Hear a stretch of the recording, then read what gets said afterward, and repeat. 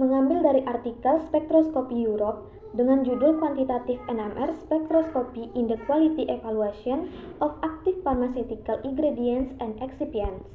Spektroskopi NMR kuantitatif atau QNMR merupakan teknik penting dalam bidang farmasi karena spektroskopi NMR dapat digunakan dalam berbagai bidang evaluasi mutu obat, seperti mengidentifikasi suatu obat, menentukan tingkat pengotor dan menjelaskan strukturnya, dan mengamati jalannya dekomposisi atau mengevaluasi kandungan sisa pelarut dan menentukan komposisi isomer, rasio diastereomer, dan kelebihan enantiomer atau EE. Melalui aditif kiral, menentukan rasio molar obat basa, terprotonasi, dan asam organik terdeprotonasi dalam masing-masing garam. Dua contoh penerapan QNMR dalam bidang farmasi adalah yang pertama, analisis obat. Dalam satu langkah, dimungkinkan untuk mengukur beberapa parameter penerimaan obat atau stabilitas penyimpanan. Spektroskopi NMR memberikan identifikasi dan kuantifikasi bahan aktif, produk sampingan, dan produk degradasi, serta eksipien dan residu pelarut. Beberapa contoh analisis obat yang telah dilaporkan misalnya kuantifikasi hidroquinon dalam lem luka yang rumit untuk metode kromatografi karena reaktivitas sistem akrilat. Untuk analisis formulasi medis yang mengandung kompleks platinum, standar internal 3,3,4 dihidroksifenil alanin atau DHPA digunakan. Oksalit latin serta laktosa bantuan formulasi dapat diukur dalam larutan berair yang mengandung tambahan D2O sebagai sinyal referensi. Ditunjukkan pada gambar 1. Obat yang mengandung inti hetero juga menjadi target QNMR. Molekul yang mengandung fosfor seperti asam klordronik atau asam ethidronat telah dianalisis dengan QNMR. Banyak obat-obatan dan pestisida mengandung atom fluorin atau fosfor inti hetero. Kelimpahan alami 19F dan 31P yang 100% menentukan spektroskopi NMR sebagai alat analisis yang selektif dan sensitif untuk kuantifikasi ini. QNMR nuklir hetero adalah alat yang mampu dalam analisis produk sampingan dalam jumlah 0,1% atau kurang. Kesamaan struktur senyawa aktif pada produk sampingan menghasilkan perilaku relaksasi yang hampir sama. Dengan demikian, berdasarkan pengetahuan tentang masing-masing struktur molekul, tidak diperlukan standar khusus untuk kuantifikasi.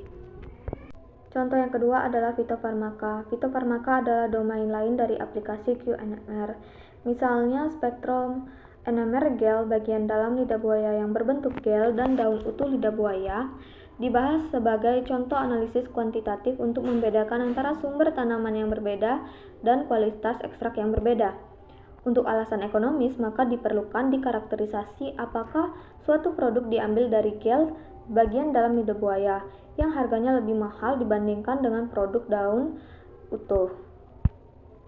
Komposisi asam buah yang berasal dari siklus asam sitrat dapat dijadikan penanda untuk membedakan bahan bakunya. Hanya bagian hijau lidah buaya yang menghasilkan asam sitrat dan isositrat, yang sebagian diubah menjadi lakton. Jika kedua molekul tersebut dapat dideteksi dalam produk lidah buaya, maka sampel tersebut merupakan bahan daun utuh atau terkontaminasi dengan bagian kulit kayu. Dengan menggunakan metode standar internal dengan nicotine acid amide atau NSA, karakterisasi setiap sampel lidah buaya dapat dilakukan secara kuantitatif atau setidaknya semi-kuantitatif. Asam malat serta glukosa dan polimer aloveros merupakan unsur utama gel lidah buaya segar dan diukur secara rutin dengan QNMR. Sinyal tambahan yang berasal dari materi daun lidah buaya dikualifikasi dengan cara yang sama ditunjukkan dengan gambar yang kedua. QNMR memungkinkan penentuan panjang rantai polioksietilen dalam PEG atau PEG yang dimodifikasi ab initio dengan membandingkan area integral gugus metilen terminal dengan jumlah rantai metilen. Dengan normalisasi luas integral menjadi 10 untuk proton tunggal, distribusi rata-rata etilen glikol dan panjang rantai alkil dapat ditentukan secara langsung. Jumlah rata-rata unit EO pada masing-masing sampel adalah N dalam 19,95 ditambah 350 dibagi dengan 40, didapatkan hasil 9,25. Nilai integral rantai alkil antara delta 0,5 dan 2 ppm menegaskan adanya 19 proton pada bagian alkil. Kuantifikasi NPE dari formulasi kompleks dimungkinkan dengan penambahan standar atau menggunakan integral spesifik pada delta 6,8 ppm atau delta 4,1 ppm. Namun untuk perhitungan proton aromatik pada delta 6,8 ppm adalah yang paling sesuai. Selain NPE, ada pengemulsi yang lebih kompleks berdasarkan fenol teralkilisasi. Perbedaan struktur molekulnya dapat diidentifikasi dengan spektroskopi NMR. Bagian terminal dari masing-masing molekul pengemulsi, misalnya proton aromatik, memungkinkan perhitungan panjang rantai polietilen dan polipropilen glikol serta berat molekul rata-rata. Melalui beberapa contoh ini, nilai dan keserbagunaan spektroskopi qNMR terhadap kualitas dan analisis komposisi bahan aktif farmasi dan eksipien organik telah ditunjukkan dengan jelas, dan diharapkan penerapan ini akan terus meningkat secara signifikan.